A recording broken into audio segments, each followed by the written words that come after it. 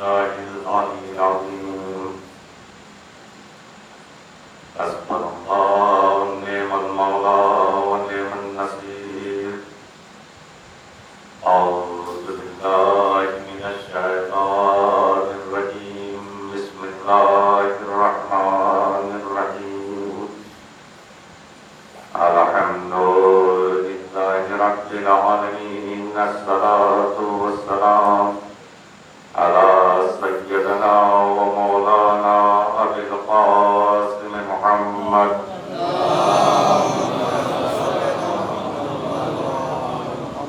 وآله الطيبين الطاهرين المعصومين والمظلومين ولعنة الله على أعدائهم أجمعين من يومنا هذا إلى قيام يوم الدين. أما بعد فقد قال مولانا أمير المؤمنين علي بن أبي طالب عليه السلام: من لم ينجح الصبر أهلكه الجزع. صلوات محمد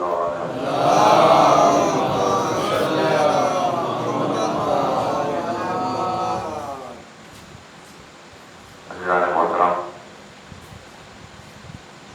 آپ اس کے طور کی معذرت سب سے پہلے اور آسراس کے گزارش کے ایک مرتبہ سور رہتا اور پھر مرتبہ سور توحید تلاوت فرما کر مرحومہ چہرہ بانو بنت تبارک حسین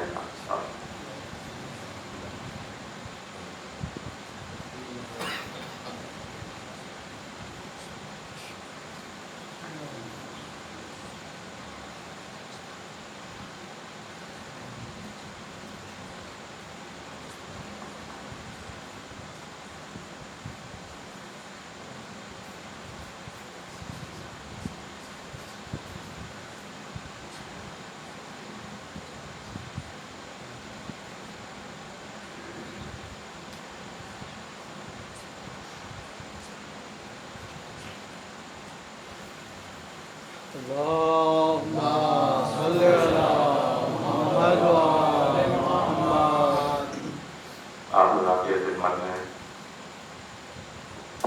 مولا کائنات حضرت علی بن ابی طالب علیہ السلام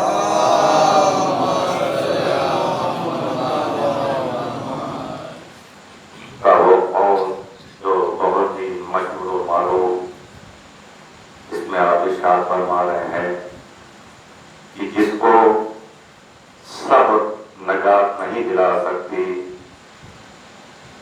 اس کو بے قراری اضطراب ہلاک کر دے گی. انسان کی زندگی میں مختلف مسائل پیش آتے ہیں، مختلف آفتیں آتی ہیں، مختلف طریقے کے مرض آتے ہیں.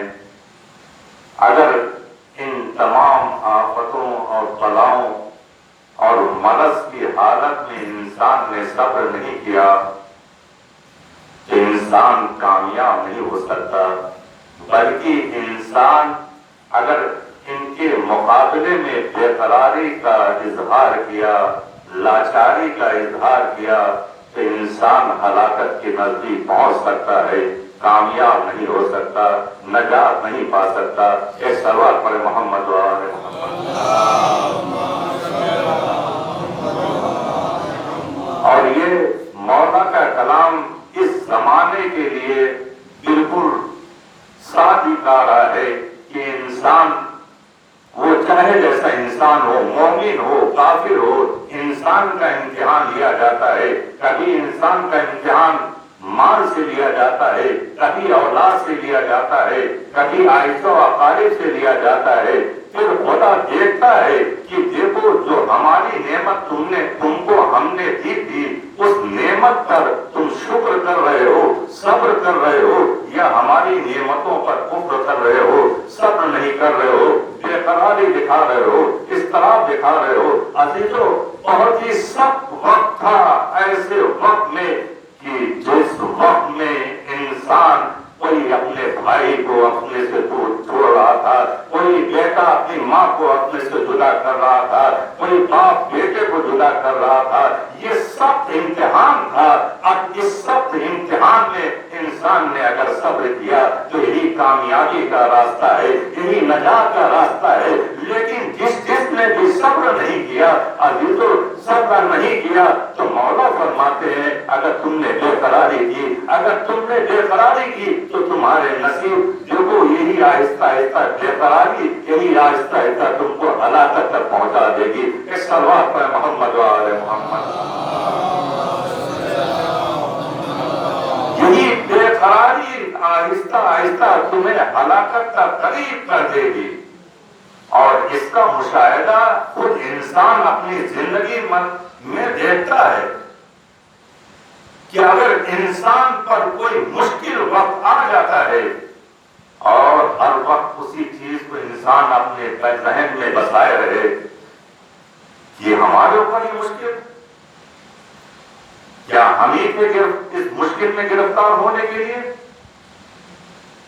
ہر وقت انسان یہی سوچتا رہے۔ مثال دے کر واضح کرنا چاہتا ہوں کہ دیکھیے ایک گلاس پانی ہے، آپ ہاتھ میں اٹھایا دیں، ہر ایک انسان کہے گا اس گلاس کے پانی کو اٹھانا کوئی مشکل کام نہیں ہے۔ اس بچے سے کہیں کہ کیا تم اس گلاس میں جو پانی ہے اس کو تم اٹھا سکتے ہو؟ کہاں اٹھا سکتے ہیں؟ کتنی دیر تک؟ بہت سے لوگ کہیں گے کتنی دیر تک، کہیں گے آدھے گھنٹے تک، 1 گھنٹے تک۔ اگر کوئی کہے 12 گھنٹے تک تم اس گلاس کے پانی کو اپنے ہاتھ میں اٹھا سکتے ہو؟ اس گلاس کے پانی، جو گلاس میں پانی ہے، اس کا وزن کتنا ہوگا؟ بہت سے زیادہ 200 گرام یا 250 گرام، اس سے زیادہ وزن نہیں ہے۔ لیکن انسان کب تک اس کو اٹھا سکتا ہے؟ 12 گھنٹہ، 24 گھنٹہ، اس سے زیادہ نہیں اٹھا سکتا۔ آخر میں وہ ہار مار کے اس کا ہاتھ خود بخود گر جائے گا۔ تو یہی مثال انسان کی زندگی میں ہے۔ اگر اس پر مشکلات آتی ہے، اگر اس پر آفتیں آتی ہے، تو عزیزو مولا کائنات کہہ رہے ہیں، قرآن بھی یہی کہہ رہا ہے، خدا بھی یہی کہہ رہا ہے کہ دیکھو تمہاری زندگی میں مشکلات آئیں گی، آفتیں آئیں گی، تو دیکھو اس مشکلات اور آفت میں تم بے قرار نہ ہو، بلکہ اس کا راستہ صبر ہے۔ تم صبر کرو گے، ہم تمہیں جزا دیں گے اور نجات دلائیں گے۔ اس صلوات پر محمد و آل محمد۔ تم اگر صبر کرو گے ہم تمہیں نجات دلائیں گے۔ نجات کا راستہ یہی ہے۔ اچھا کوئی بے قراری سے نکلا کیسے جائے؟ بے قراری سے ہم نکلے کیسے؟ بے قراری کے راستے جو علماء نے بیان کیے 2 راستے ہیں۔ ایک تو پہلے ہی صبر و تحمل، انسان صبر کرے اور تحمل کرے۔ دوسرا راستہ ہے شکر کا۔ یہ 2 راستے ہیں۔ انسان اگر بے قرار ہوتا ہے، اس پر آفتیں آتی ہیں، مصیبتیں آتی ہیں، عزیزو یہ آفت، یہ مصیبت، یہ ہماری نظر میں بری چیز ہے، یہ ہماری نظر میں بری چیز ہے، اور یہ ایسی کوئی نئی چیز نہیں ہے کہ جو ہم پر آئی ہے، بلکہ خدا نے جب انسان کو بھیجا ہے اسی کو بتا دیا ہے کہ مومنین کا ہم سب امتحان لیں گے، مومنین کا ہم سب امتحان لیں گے۔ مومنین جتنا زیادہ اس کا ایمان بڑھتا جائے گا، ہم اس کا اتنا ہی سخت امتحان لیتے جائیں گے، اتنا ہی سخت۔ لیکن سماج میں اس کا بالکل برعکس ہوتا ہے۔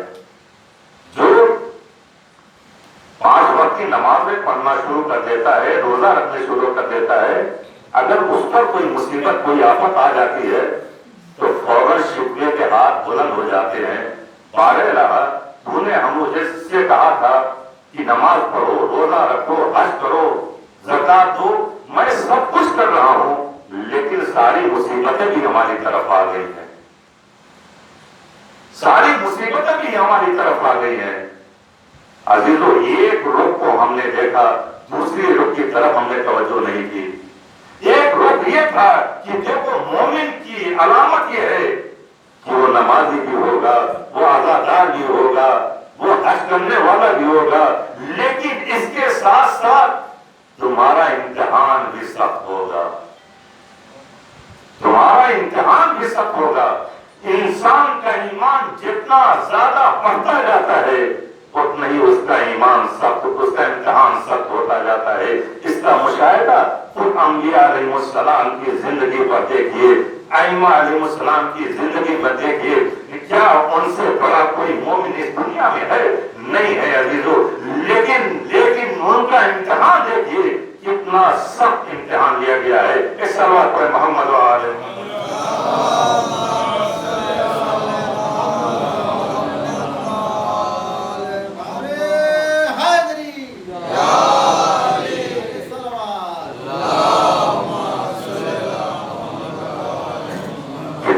کتنا سخت امتحان لیا گیا ان کا۔ آج ہمارے درمیان سے ایک فرد گزر جاتا ہے، ہم بے چین ہو جاتے ہیں، بے قرار ہو جاتے ہیں۔ عزیز تو یہ فطرت کا تقاضا ہے، ہم اس سے انسیت رکھتے ہیں، ہمارے ساتھ رہتا تھا، وہ چلا گیا، لیکن ہو سکتا ہے خدا نے یہ نعمت ہم سے دی ہے، خدا کی کیا مسئلہ تھی ہمیں نہیں معلوم، لیکن بغیر کسی مسئلے کے وہ نعمت جو ہمارے ساتھ تھی اس نعمت کو ہم سے جدا نہیں کیا ہے۔ کوئی نہ کوئی مسئلے ضرور نہیں ہوگی، ہو سکتا ہے اسی کے ذریعے سے ہمارا امتحان لیا جا رہا ہے کہ دیکھیں یہ ہمارا بندہ جو یہ دعویٰ کرتا ہے کہ ہم خدا کی عبادت کرتے ہیں، ہم اہل بیت علیہ السلام سے محبت کرتے ہیں، ہم اہل بیت علیہ السلام کو چاہتے ہیں، دیکھیں یہ اپنے دعوے میں کتنا سچا ہے، یہ اپنے دعوے میں کتنا سچا ہے۔ ہم دیکھیں انبیاء علیہ السلام کی زندگی اٹھا کر دیکھیے، جناب ایوب جیسے نبی جن پر ایک دو مصیبتیں نہیں آئیں بلکہ نہ جانے کے اپنی مصیبتیں آئیں، اور آہستہ آہستہ نہیں بلکہ ایک بار کی مصیبت آئی، لیکن جناب ایوب کی زبان پر کیا شکوہ تھا خدا سے؟ یہ شکر پروردگار تھا، رضایت پروردگار تھا۔ اور شیطان ہر لمحے یہ لگا رہتا ہے کہ خدا کے محب ترین بندوں کو ہم کیسے بہکائیں، وہ ایک لمحہ بھی ضائع نہیں کرتا۔ یہ ہم جیسے افراد ہیں کہ چھوٹی چھوٹی مشکلات میں ہم خدا کو بھول جاتے ہیں اور پھر خدا سے لول ہٹا کر دنیا والوں کے سامنے ہاتھوں کو پھیلا دیتے ہیں، آؤ ہماری مدد کے لیے، ہماری مدد کرو۔ عزیزو یہ بیماری، یہ وبا، یہ دنیا والوں کی وہ اوقات بتا دی، تمہاری اوقات کیا ہے؟ تمہارے پاس مال و دولت ہو، حکومت ہو، سب کچھ ہو، لیکن یاد رکھو تم ہمارے سامنے، ہماری قدرت کے سامنے تمہاری مال و دولت کوئی چیز نہیں ہے۔ کتنا بھی پیسہ تمہارے پاس ہو، لیکن جب ہم بلانا چاہیں گے تمہیں، تمہارا پیسہ نہیں روک سکتا، تمہاری قدرت نہیں روک سکتی، تمہاری دولت نہیں روک سکتی۔ لیکن اس بیماری، اس وبا سے ابھی بھی ہم عبرت حاصل نہیں کر رہے ہیں۔ آج ہمارے پاس تھوڑی طاقت آ گئی، آج ہمارے پاس تھوڑی قدرت آ گئی، مال و دولت آ گیا، تو آج ہم یہی سمجھتے ہیں سب سے بڑا اس دنیا میں ہم ہیں، ہم سے بڑا اس دنیا میں کوئی نہیں ہے۔ کتنے لوگ نہ جانے کتنی بڑی بڑی پوسٹ پر تھے لوگ، لیکن نہ ان کی پوسٹ کام آئی، نہ ان کا مال کام آیا، نہ ان کی دولت کام آئی، کچھ نہیں کام آیا۔ کیا یہ عبرت مقام نہیں ہے ایسے موقع پر کہ خدا نے ہم کو اشرف المخلوقات بنا کر بھیجا ہے؟ اس کا مطلب نہیں ہے ہمارے اندر غرور آئے، ہمارے اندر گھمنڈ آئے، ہم دوسرے کے حقوق کو پامال کریں۔ نہیں، یہ خدا نے جو نعمتیں دی ہیں مال و دولت کی، دیکھو یہ فقط تمہارے لیے نہیں ہے بلکہ اس میں دوسروں کا بھی حقوق ہے، اور اگر ان حقوق کو تم نہیں پورا پورا کرو گے، ان کے حقوق کو ادا نہیں کرو گے، تو جان لو تو ان مال و دولت سے تم کسی کی جان بھی نہیں بچا سکتے، یہاں تک کہ اپنی جان، یہاں تک کہ اپنی جان بھی تم اس مال و دولت کے ذریعے سے نہیں بچا سکتے۔ اور جو کی ہے کوئی ایسا انسان جو یہ کہے کہ ہم اپنے مال، ہم اپنی دولت کے ذریعے سے اپنی جان بچا دی ہے؟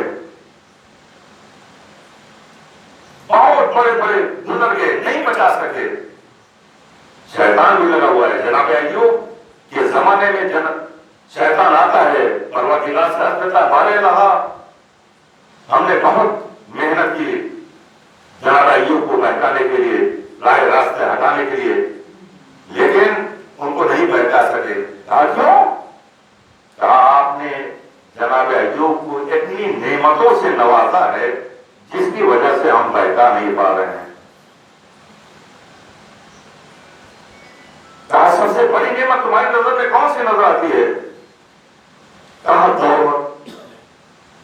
ان کے پاس نہ جانے کتنے جانور ہیں، اور جانور سے اچھی خاصی آمدنی ہے، تو جس کی وجہ سے ہم نہیں بہکا پا رہے ہیں۔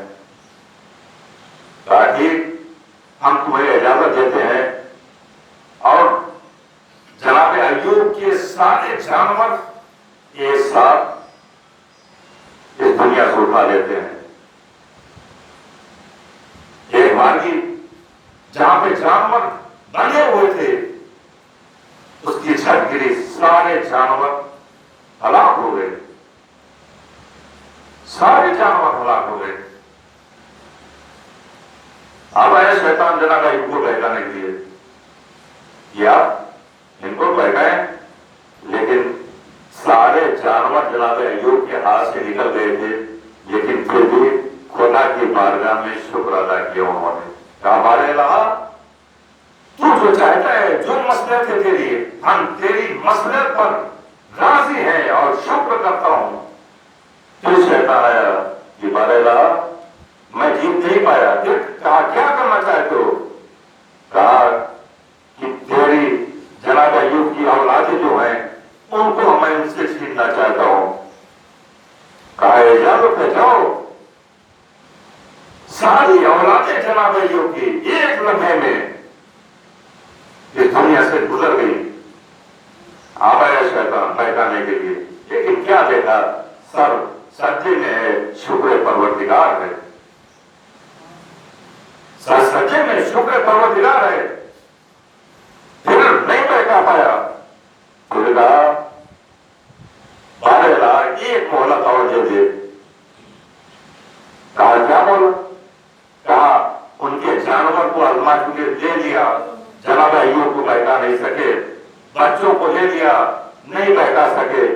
اب ہمیں یہ اجازت ہے کہ جناب ایوب کے بدن میں ایسی بیماری ایجاد کر دے جس کی وجہ سے جناب ایوب پریشان ہو جائے اور ہمارے بہکاوے میں آ جائیں۔ خدا نے کہا جاؤ، میں اجازت دیتا ہوں، لیکن یاد رکھو جناب ایوب کے ذہن پر تم اثر نہیں کر سکتے۔ سارا جسم جناب ایوب کے سارے جسم میں ایسی بیماریاں لاحق ہو گئی کہ جس کی وجہ سے جناب ایوب کی ساری بیویاں ان کو چھوڑ کر چلی گئی، فقط ایک بیوی بچی، گھر والے چھوڑ کر چلے گئے، محلے والے چھوڑ کر چلے گئے، کوئی نہیں بچا، اکیلے جناب ایوب اور جناب ایوب کی بیوی۔ اب شیطان کوشش کر رہا ہے بہکانے کے لیے، لیکن عزیزو جناب ایوب کے زبان پر ہمیشہ صبر اور شکر کے علاوہ کچھ نہیں تھا۔ پھر ہاتھوں کو بولتا ہے بارے رہا، میں ہار گیا، جناب ایوب آپ کے صحیح سچے معنی میں آپ کے بندے ہیں، میرا بس نہیں چل پاتا۔ ایک سلوات پر محمد آل محمد۔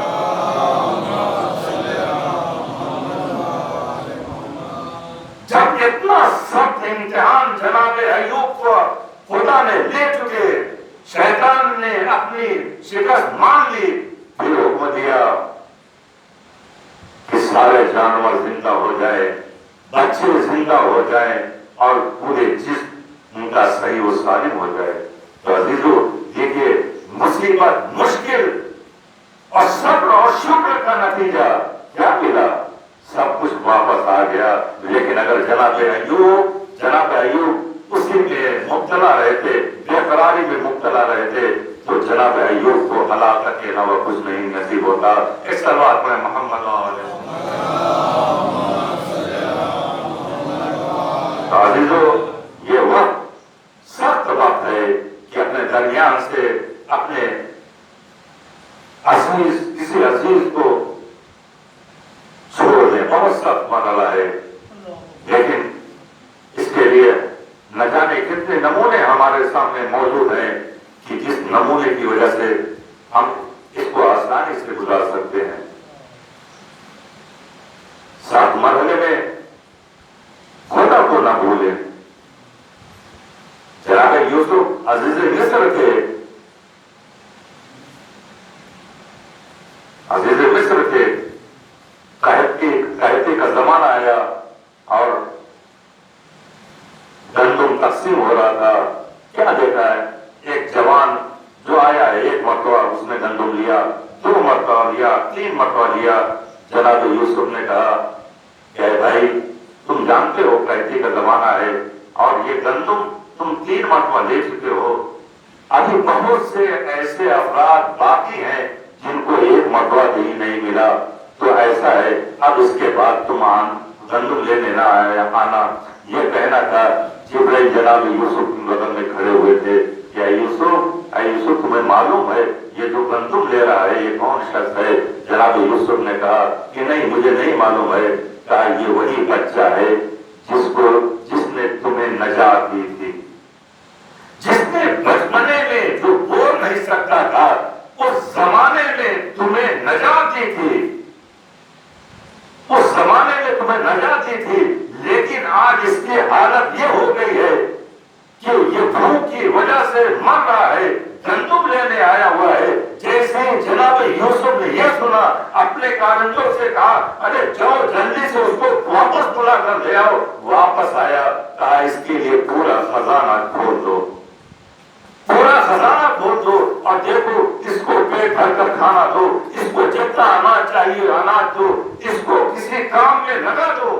یہ تمام منظر کو دیکھ کر جبرائیل بھی حیران اور پریشان کہ یہ کیا ہو گیا ہے جناب یوسف کو، کہ فقط ایک چیز کے لیے جناب یوسف سب کو دینے کے لیے تیار ہے.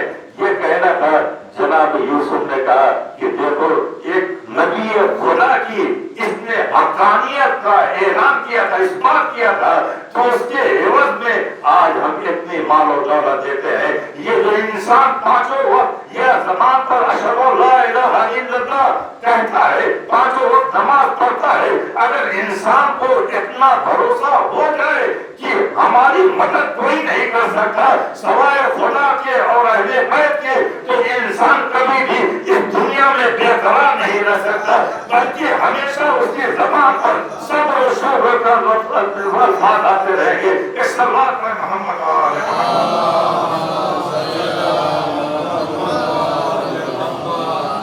لیکن ہماری زبان پر فقط نام کا اشہد لا الہ الا اللہ اشہد ان محمد رسول اللہ جاری ہے. ہم زبان سے ایاک نعبد و ایاک نستعین کہہ رہے ہیں. عزیزو، اگر اسی چیز کو ہم اپنے دل سے کہیں تو ہمارا ہاتھ کسی کے سامنے مدد کے لیے نہیں بڑھے گا. لیکن شرط یہ ہے کہ دل سے کہیں، دل سے کہیں. امام حسین نے کیا کہا ہے کہ ہمارے شیعہ ہمارے جز ہیں، ہمارے شیعہ ہمارے جز ہیں. اب آپ بتائیے امام حسین علیہ السلام کا یہ جملہ کہ ہمارے شیعہ ہمارے جز ہیں معمولی جملہ ہے؟ جز کا مطلب کیا ہوتا ہے؟ یہ ہاتھ ہمارے جسم کا، ہمارے وجود کا جز ہے یا نہیں جز ہے؟ یہ آنکھیں ہمارے جسم کا جز ہے یا نہیں جز ہے؟ یہ کان ہمارے جسم کا جز ہے یا نہیں جز ہے؟ جز ہے. اگر اس آنکھ میں کوئی بیماری لگ گئی ہم کو تکلیف ہوگی یا نہیں ہوگی؟ اس ہاتھ میں کوئی بیماری آ گئی ہم کو تکلیف ہوگی نہیں ہوگی؟ اس کان میں کوئی بیماری لاحق ہو گئی ہم کو تکلیف ہوگی یا نہیں ہوگی؟ ہر ایک کہے گا تکلیف ہوگی، ہوتی ہے تکلیف۔ سر میں درد ہوتا ہے تو پورے وجود میں تکلیف ہوتی ہے، کہیں بھی درد ہو تو ہم کو تکلیف ہوتی ہے۔ تو تکلیف ہوتی ہے تو کیا اس چیز کو ہم کاٹ کر پھینک دیتے ہیں؟ اس چیز کو ہم کاٹ کر پھینک دیتے ہیں؟ نہیں عزیزو، بلکہ اس کے علاج کے لیے ہم دوا تلاش کرتے ہیں۔ اس کے علاج کے لیے ہم دوا تلاش کرتے ہیں کہ یہ تکلیف کیسے دور ہوگی، اس تکلیف کو ہم کیسے دور کر سکتے ہیں۔ تو عزیزو، اگر امام حسین کہتے ہیں کہ ہمارے شیعہ ہمارے جز ہیں، اگر ہم سے کوئی ایسے اعمال سرزد ہوتے ہیں جو امام حسین کو تکلیف پہنچا رہا ہو، تو اس کا مطلب نہیں ہے کہ حسین نے ہم کو اپنے سے جدا کر دیا۔ نہیں عزیزو، امام حسین کو تکلیف ہوتی ہے کہ ہمارا نام لینے والا، ہمارا شیعہ، ہمارا جاننے والا، ہمارا پہچاننے والا، آج ہم نے اس کو مسجد میں نہیں دیکھا، آج ہم نے اس کو فلاں جگہ پر دیکھا۔ ہاں عزیزو، اگر امام حسین کو ہم مانتے ہیں تو ہر حسینی کا فرض یہ ہے کہ ایسی جگہوں پر نہ جائے یا ایسے کام کو انجام نہ دے کہ جس سے ہمارے مولا اور ہمارے آقا حسین کو تکلیف ہوتی ہے۔ کیوں؟ اگر جن میں تکلیف ہوگی تو ہمارے مولا آقا حسین میں تکلیف ہوگی۔ اس سلوات پر محمد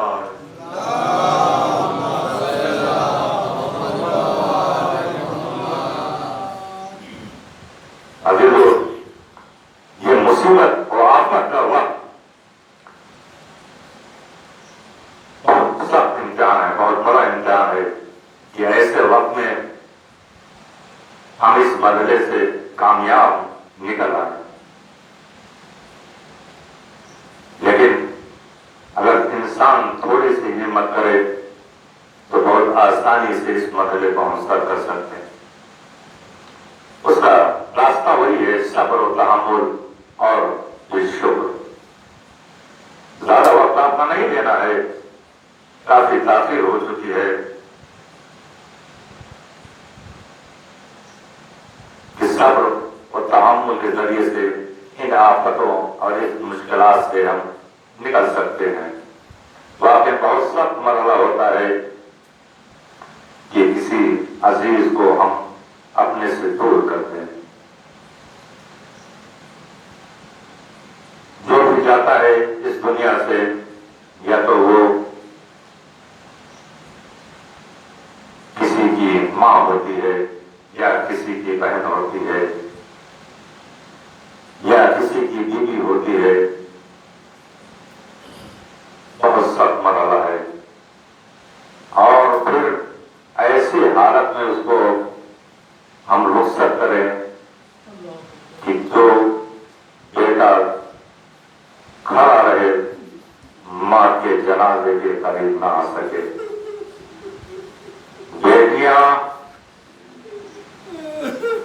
ماں کی تیمارداری کے لیے نہ آ سکے، بچے دور دور سے تڑپ رہے ہو، ماں کا رخصت کرنے کے لیے ہائے، ایسے وقت میں ہماری ماں ہم سے جدا ہو رہی ہے۔ لیکن عزیزو، ان تمام چیزوں کے لیے غم سید الشہداء، یہ مجلس سید الشہداء ہے جو ہمارے لیے نجات اور صبر عطا کرتی ہے۔ ایک بہت ہی مشہور و معروف واقعہ تہران میں، ایک بہت ہی مشہور و معروف خطیب جو امام خمینی کے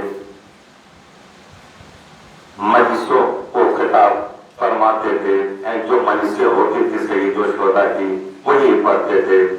عاشور کا دن تھا، وہ چھوٹے چھوٹے بچے آیت اللہ کوثری کے پاس جاتے ہیں کہ آقا آپ دن بھر بڑی بڑی مجلسیں خطاب کرتے ہیں، لیکن آج عاشور کا دن ہے، آپ سے التجا ہے، ہمارا بھی مکان ہے، ہم چھوٹے چھوٹے بچے ہیں، مکان کچا ہے، لیکن آقا التجا ہے کہ 5 منٹ کی مجلس ہماری افتتاح فرما دیں۔ آیت اللہ کوثری کہتے ہیں بیٹا تم جانتی ہو آج بہت مصروفیت کا دن ہے بیٹا، آج کے بعد پھر کسی دن مجلس رکھ لینا، آج نہیں پڑھ سکتا۔ یہ جملہ کہنا تھا کہ ایک مرتبہ چھوٹی سی بچی وہ رونا شروع کر دیتی ہے کہ حسین کے ذکر کے لیے آپ مجھ سے منع کر رہے ہیں۔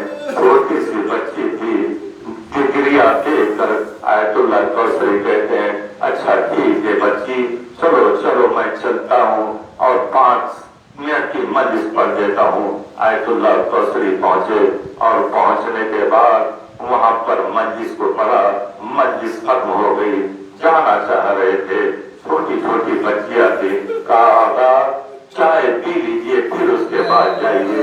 چھوٹے بچوں نے چائے دیا، عزیزو چھوٹے بچے چائے دیا، چائے ٹھنڈی ہو چکی تھی۔ آیت اللہ کوثری نے اس کپ کو پکڑا، دیکھا چائے ٹھنڈی ہے، کچی زمین ہے، آہستہ سے اس کو پیچھے گرا دیا اور اٹھ کر جانے لگے۔ بچوں میں جا رہا ہوں، بچوں نے خدا حافظی کیا۔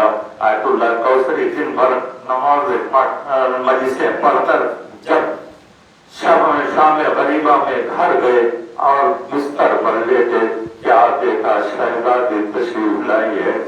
اے کوثری تمہارا بہت شکریہ کہ تم نے ہماری بچیوں کی مجلس کو افتتاح کیا، لیکن اے کوثری مجھے تم سے شکایت ہے۔ کہا مولا کابو جی کیا شکایت ہے؟ کہا اے کوثری یہ آج کی جتنی مجلسیں تم نے پڑھی ہے فقط ایک مجلس کو ہم نے قبول کیا۔ کہا کون سی مجلس؟ کہا ان بچوں کی مجلس جو بچوں نے اس خرابے میں انہوں نے کی تھی، فقط اسی مجلس کو قبول کیا۔ کہا کوثری ایک خطا ہوئی تم سے۔ کہا کون سی خطا؟ کہا کوثری ان بچوں نے تمہیں ایک کپ میں چائے دیا تھا، چائے ٹھنڈی ہو گئی تھی، چھوٹے بچے تھے، چائے ٹھنڈی ہو گئی تھی، اس چائے کو تم نے پھینک دیا، لیکن کوثری وہ جانتے ہو وہ کون سی چائے تھی؟ وہ چائے ہم نے اپنے ہاتھوں سے بنایا تھا، وہ چائے ہم نے اپنے ہاتھوں سے بنایا تھا۔ کوثری اس چائے کو تم نے پھینک دی، یہ عرض کرنا تھا تو وہ چھوڑ دیا تھی، مجھے معاف کیجیے گا۔ عزیزو بس مرحوما کے پسماندگان کے لیے چند جملے۔ عزیزو ایک بیٹی ہے جو اپنی ماں سے جدا ہو گئی ہے، بیٹے ہیں جو ماں کو رخصت کر چکے ہیں، لیکن عزیزو ماں کی اہمیت اتنی بڑی اہمیت ہے کہ وقت کا نبی موسیٰ جیسا نبی جب وہ کوئی دور پر جاتا ہے ٹھوکر لگتی ہے، آواز الہی آتی ہے موسیٰ اگر آپ ذرا قدم کو سنبھال کے رکھنا، ارے موسیٰ تمہاری ماں اس دنیا میں نہیں ہے، ارے جو ماں تمہاری سلامتی کے لیے دعا کرے اجرکم اللہ۔ عزیزو یہ ایک جملہ ہے جو خدا نبی اللہ سے کہتا ہے، ماں کی کیا عظمت ہے۔ عزیزو جو کائنات کی ماں فاطمہ زہرا ہے، ارے جب اس دنیا سے گزری جناب امام حسنین آنے کے بعد کہتے ہیں اے فضا اے سلمہ، ارے میری ماں کا ہے، ارے بیٹے ارے پہلے جزا تناول کرو، ارے کہا آج تک تم نے دیکھا ہے کہ میں بغیر ماں کے رضا کھانا کھا لوں؟ یہ کہنا تھا ایک فتویٰ اپنے رب کو جھکا دیا، سر کو جھکا دیا، اشارہ کیا، ارے حجرے میں جا کر دیکھا، کیا دیکھا ہماری دنیا سے گزر گئی ہے۔ دوڑتے ہوئے مسجد میں مولا کے پاس گئے، اے آقا ارے ہماری دنیا سے گزر گئی ہے۔ مولا کائنات مسجد سے آ رہے ہیں لیکن ٹھوکریں کھا کے پھیلا دے آ رہے۔ عزیزو ایک شوہر ہے اپنی بیوی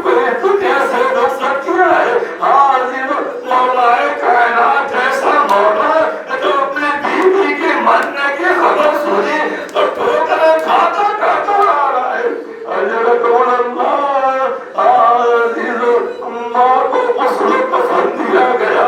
اب کہا آؤ بچوں آؤ اپنی ماں سے جڑاؤ اپنی ماں سے رخصت ہو لو. عزیزو عزیزو ماں سے جس طرح سے رخصت ہونا تھا اس طریقے سے بچے نہیں رخصت ہو سکے. لیکن ذرا جناب سیدہ اور ان کے بچوں کو دیکھیے. جناب سیدہ سے رخصت ہونے کے لیے زینب میں پرسوں آتی ہے. دونوں بیٹے پہچانے کھڑے ہوتے ہیں اور کھڑے ہونے کے بعد کہتے اماں اماں آپ اس دنیا سے جا رہی ہیں نا. اماں نانا سے ملاقات ہوگی. اے اماں اماں نانا کو سلام کہنا. اے اماں ایک جملہ اور کہہ دینا. اے اماں آج سے حسنین یتیم ہو گئے. عزیزو یہ جملہ سننا تھا بندے کا من ٹوٹ گئے. اے تیرے لال آ جاؤ اے میرے سینے سے لگ جاؤ. اجرک واللہ عزیزو حسنین آئے ماں کے سینے سے لگے. اے اماں اے اماں اے اماں نانا کو سلام کرنا. عزیزو ایک آواز آئی اے عزیزو تمہیں بچوں کو جدا کر دو. عزیزو میں کہوں گا مولا مولا ارے بچوں کو جدا کر رہے پیار و محبت سے جدا کر رہے لیکن کربلا کے میدان میں ارے 4 سال بچی اپنے باپ سے نکلی ہوئی ہے. تازیانے پر باپ کو بیٹی کو باپ سے تازیانے سے جدا کیا جا رہا ہے.